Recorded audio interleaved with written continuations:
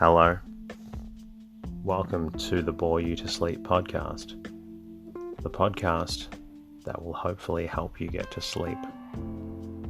I am going to read an open source book, one that is not particularly interesting, but one that is hopefully boring enough to get you to sleep. Tonight's readings comes from The American Printer, a Manual of Typography. This book is a manual that discusses typography, printing, how it was created and evolved. The book is published in 1893 and written by Thomas MacKellar. My name is Teddy, and I aim to help people everywhere get a good night's rest. Sleep is so important, and I'm hoping to help play a little part in helping you get it. Each episode is designed to play in the background while you slowly fall asleep. The podcast is completely free, and it's the support from listeners that allows me to keep bringing out more episodes.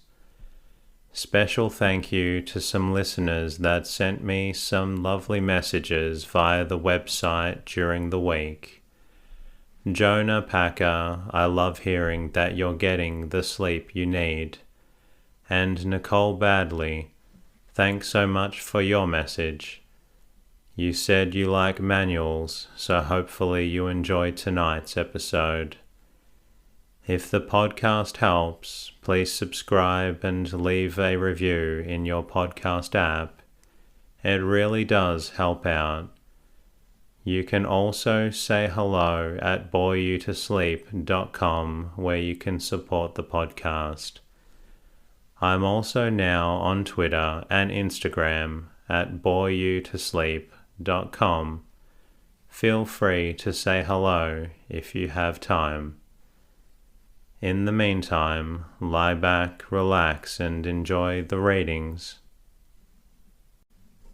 The American Printer, Rise and Progress of Printing.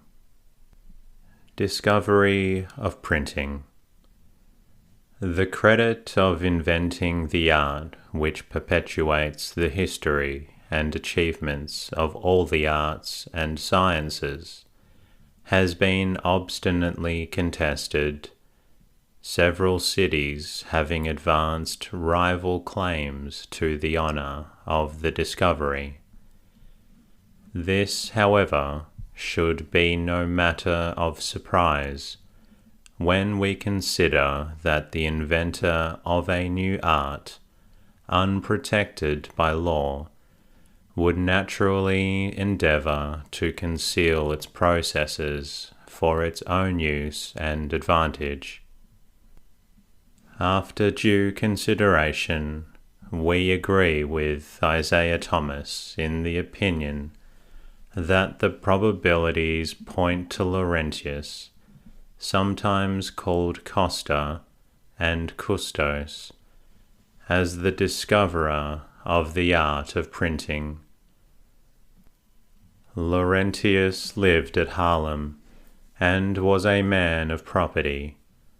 He seemed to have been engaged in printing books from woodblocks or plates, well known to antiquaries as the block books, in which the reading matter was illustrated by rude pictures.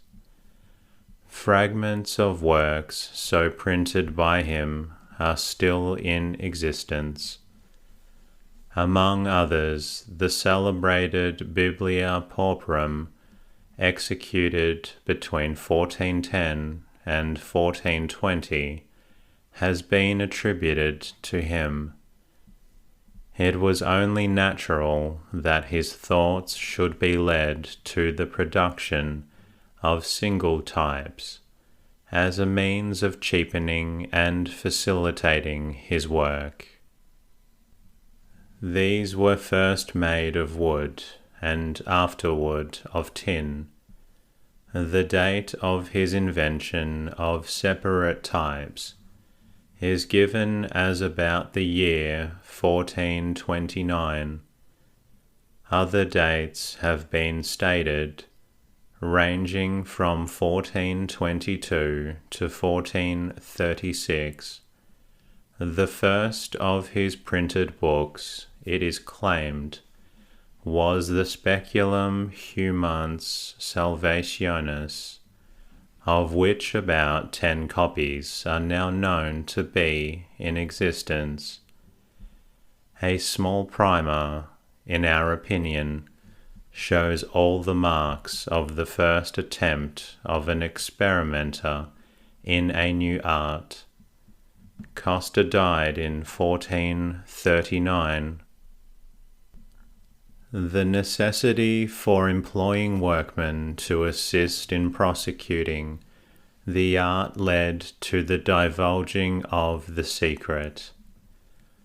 Among these men, it is supposed, was John Geinflish, or Gutenberg Senior, who after learning the process returned to Mentz, his native place, and communicated the secret to his nephew, John Gutenberg, an ingenious artist of Strasbourg. It is in evidence that the latter, in connection with two partners, spent a considerable amount of money in some private experiments. These appear to have occupied several years, from 1436 to 1439, when a legal contest arose as to the rights of one of the partners, whose zealous activity had caused his death.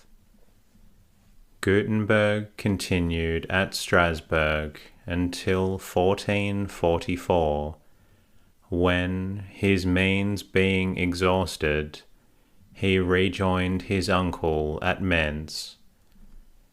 Here he renewed his experiments, and, needing money, he procured an introduction to John Fust, a capitalist and money lender who seems to have been struck with the importance of the work, and who advanced a considerable amount, all the tools and presses being pledged as security, in furtherance of the enterprise. 2 years were occupied in making the types and necessary machinery, when the great work of printing the Bible was begun. There can be little doubt that, during all his years of experiment, Gutenberg has executed smaller books, one of which is surmised to have been a reproduction of the Dutch Speculum of Costa, the Donatus of 1451, the Appeal against the Turks of 1454, the Letters of Indulgence of 1454 and 1455, all appeared before the Bible, which was not published till 1455 or 1456. This great book marked an era in the art. It is painful to be told that at about this time, Fust foreclosed the mortgage, and the entire work with all the materials passed into his possession. It seems, however, that Gutenberg succeeded in re-establishing a press, and continued to practice the art, but produced no work at all comparable with the Bible. He died at about 1468. After securing possession of the establishment, first engaged the service of Peter Schoeffer, who had been apprentice or assistant to Gutenberg, and who distinguished for scholarship as well as mechanical skill. His skill and the improvements made by him in the art soon led Fust to take him into partnership, and the Bible, the Psalter, and other important works were produced. Schoeffer was further rewarded by the hand of the granddaughter of Fust. From this rapid summary we may conclude: 1. That the merit of the invention of printing, however rude it may have been, belongs to Coster of Haarlem. 2. That Gutenberg placed the art on a permanent foundation. And 3. That its economical application was ensured by Peter Schoeffer's invention of cast metal types. It was, of course, impossible to conceal the knowledge of an art so useful to man, and within 10 years after publication of the great Bible presses were established in several German cities, in Rome and other parts of Italy, and soon thereafter in France and England. William Caxton acquired a knowledge of the art in Germany, and carried it into practice at Westminster in England. The year 1477 is now accepted as the date of the introduction, the first book printed with a date in England being the Dicters and Sayings of the Philosophers, imprinted by me, William Caxton, at Westminster the year of our Lord. He had previously printed without a date the Recule of the Histories of Troy, which was now followed by the Game and Play of the Chess, finished the last day of March the year of our Lord God, 1400. These were, however, printed in Bruges. So, according to Mr. William Blades, the first indisputable date we have to stand on is the printing of the Dictes in 1477. Though at the time over 60 years old, Caxton was notable for his industrious habit. He was possessed of good sense and sound judgment, steady, persevering, active, zealous, and liberal in the devices for that important art which he introduced into England, labouring not only as a printer, but as translator and author. The productions of his press amount to 64. In the Churchwarden's books of St. Margaret's Parish, Westminster, his death is thus recorded: 1491, item at bearing of William Caxton, for 4 torches and 5. Item for the bell at same burying. The Bible was printed in Spanish at Valencia in 1479 by Lambert Polmart, a German, but so completely was it afterward suppressed by the Inquisition that only 4 leaves now remain in the archives of Valencia. The first Hebrew Bible ever printed came from the press of Abraham Colloredo of Soncino. In 1488 it was a very remarkable work.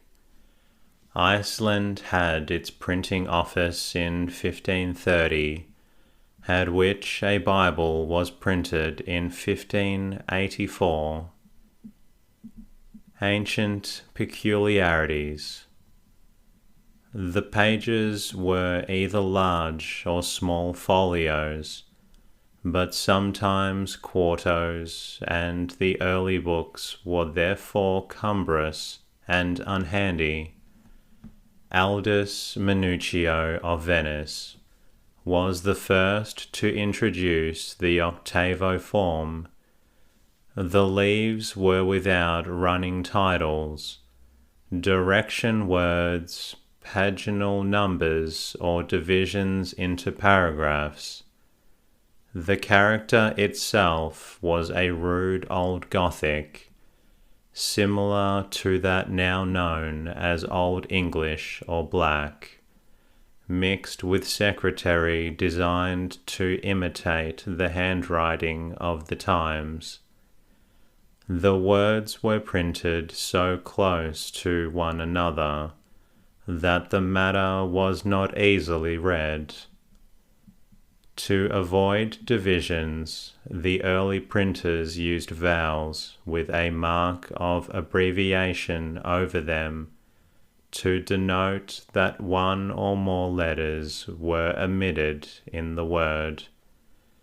Example: compose for compose, completio for completion, etc. No punctuation marks were used except the colon and full point, but an oblique stroke was after a while introduced, for which the comma was finally substituted. Logotypes were frequently employed. Orthography was various and arbitrary. Proper names and sentences were often begun with small letters as well as the first words in lines of poetry. Blanks were left for the places of titles, initial letters and other ornaments, to be supplied afterward by illuminators, whose calling did not long survive the masterly improvements made by the printers in this branch of their art. These ornaments were exquisitely fine, and curiously variegated with the most beautiful colours, and even with gold and silver.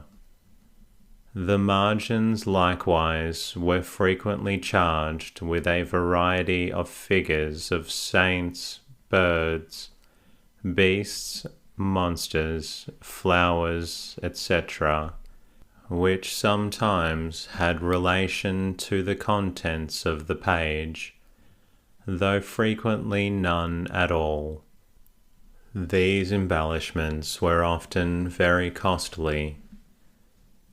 The name of the printer, place of his residence, etc., were either omitted or put at the end of the book, with some pious message or doxology.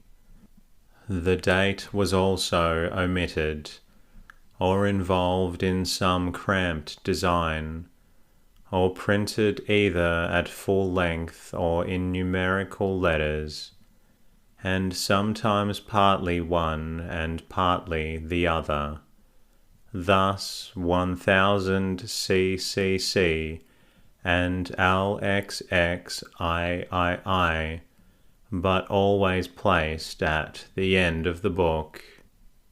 There was no variety of character, nor intermixture of Roman and Italic, which were later inventions, but the pages were printed in a Gothic letter of the same size throughout.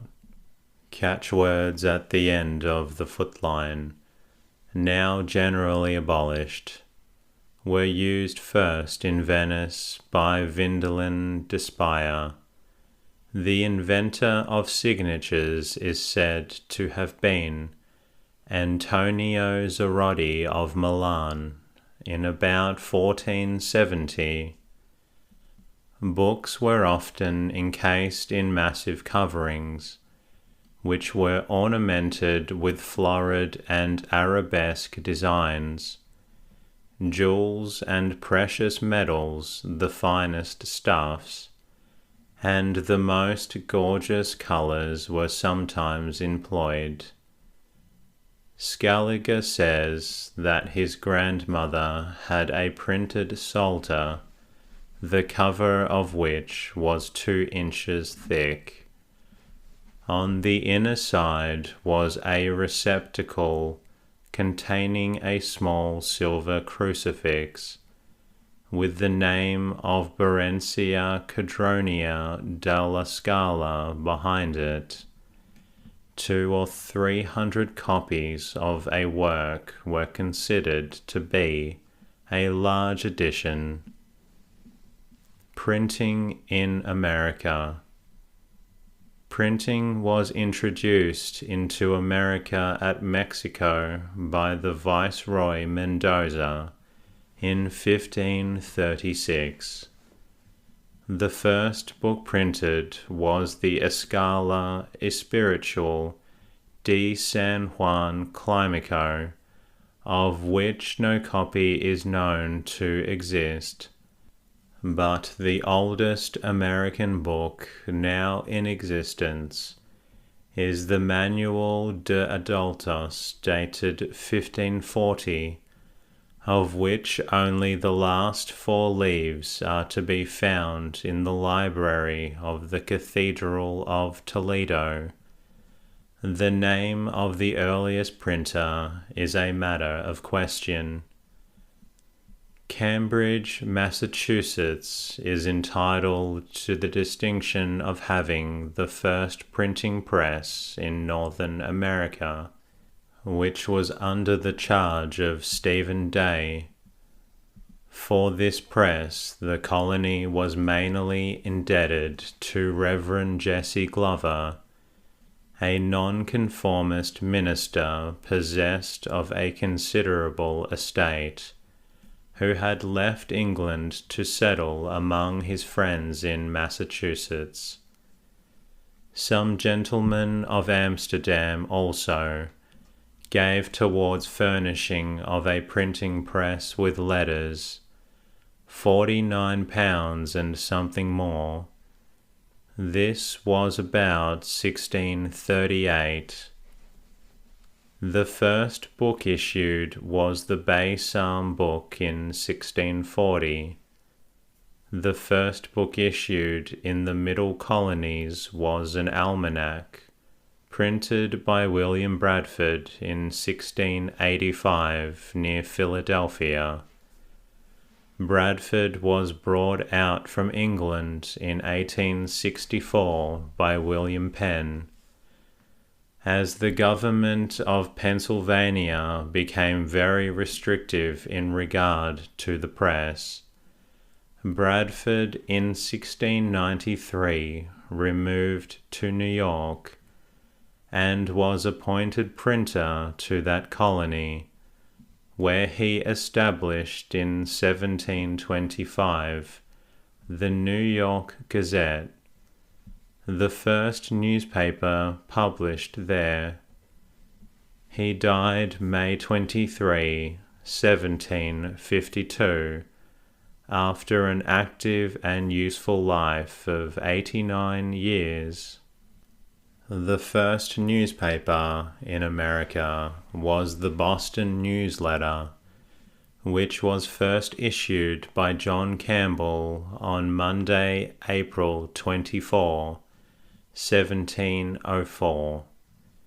It was regularly published for nearly 72 years. The second was the Boston Gazette, begun in December 21, 1719. The third was the American Weekly Mercury, issued in Philadelphia by Andrew Bradford on December 22nd, 1719. James Franklin, an elder brother of Benjamin, established the New England Courant, August 17, 1721. The oldest living paper of the United States is the New Hampshire Gazette, published at Portsmouth, now October 1892, 136 years old. The North American and United States Gazette leads the existing daily press of this country in point of antiquity. It is the successor of the Pennsylvania Packet, begun in 1771 and becoming a daily paper in 1784, and is still the chief commercial journal of Philadelphia. The first paper mill in America was established near Germantown, Pennsylvania, in 1690 by William Rittenhouse. Type founding in Europe. For a long period after the discovery of printing, it seems that type founding, printing, and binding went under the general term of printing, and that printers cast the types used by them, and printed and bound the works executed in their establishments. Type founding became a distinct calling early in the 17th century. A decree of the Star Chamber, made July 11th, 1637, ordained the following regulations concerning English founders: that there shall be 4 founders of letters for printing, and no more; that the Archbishop of Canterbury or the Bishop of London, with 6 other high commissioners, shall supply the places of those 4, as they shall become void; that no master founder shall keep above 2 apprentices at one time; that all journeyman founders be employed by the masters of the trade; and that idle journeymen be compelled to work, upon pain of imprisonment and such other punishment as the court shall think fit;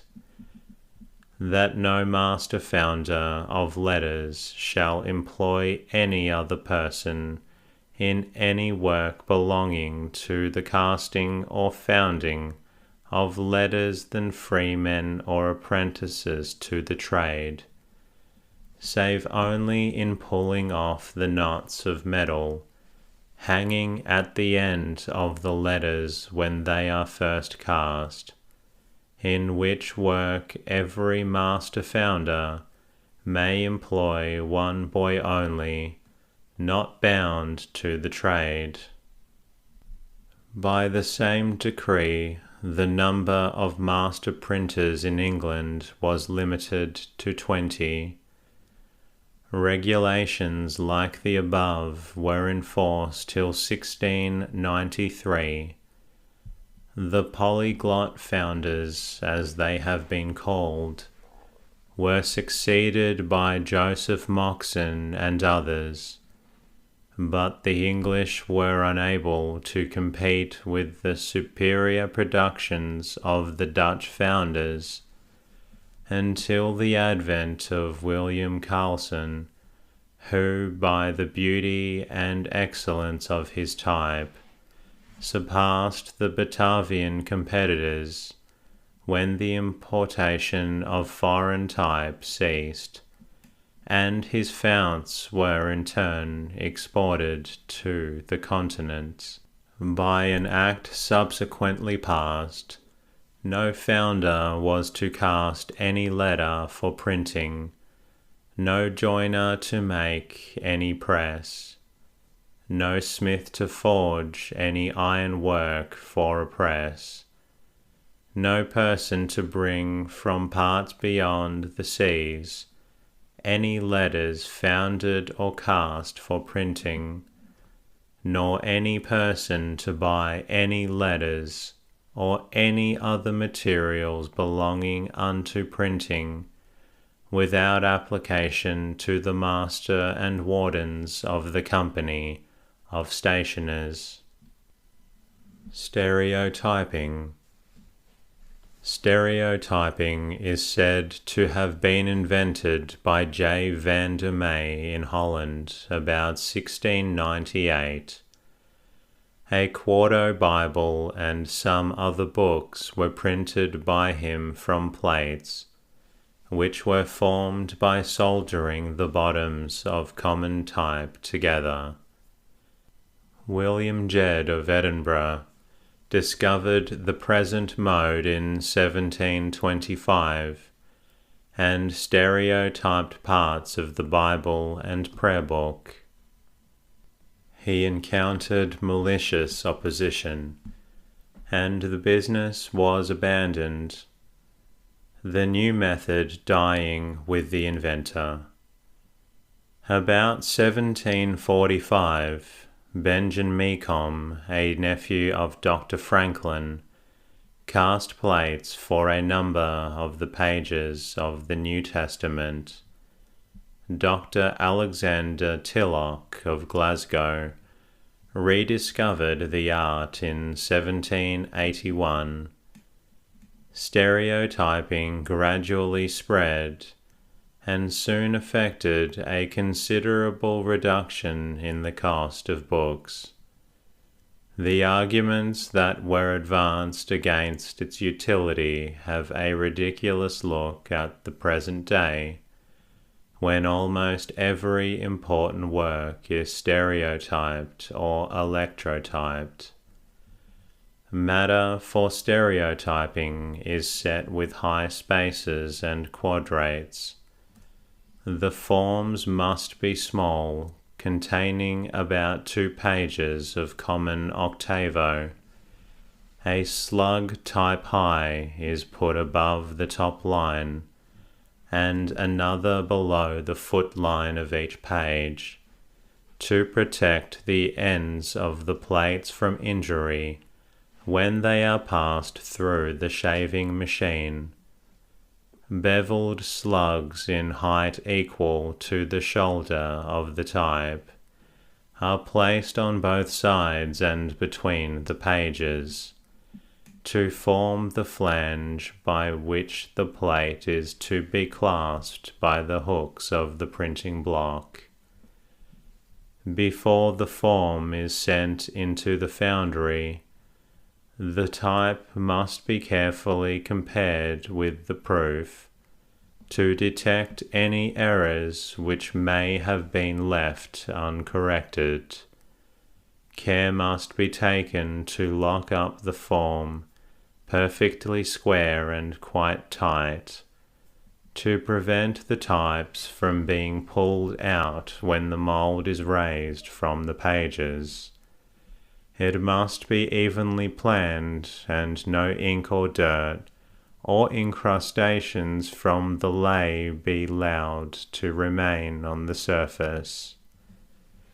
The face of the type being clean and dry, and the bottoms free from particles of dirt, the form is laid on a clean moulding stone and brushed over with sweet oil, which must be laid on as thinly as possible, care being taken that the entire surface of the types is covered. A moulding frame with a screw at each corner called a flask, and fitting neatly to the form, is next placed around it. The material for moulding is finely ground gypsum, 9 parts of which are mixed with about 7 parts of water and well stirred up.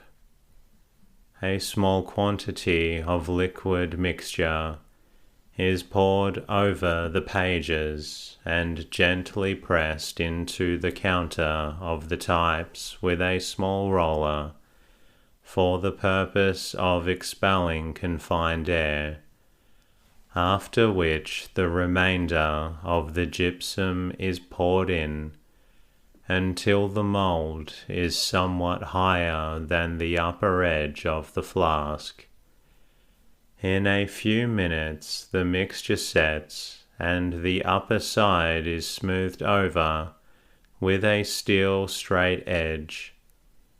In about 10 minutes, the mould is gently raised by the means of the screws at the corners of the flask, and after being nicely trimmed at the sides and nicked on the surface edges to make openings for the metal to run in, it is placed on a shelf in an oven and allowed to remain until the moisture has quite evaporated.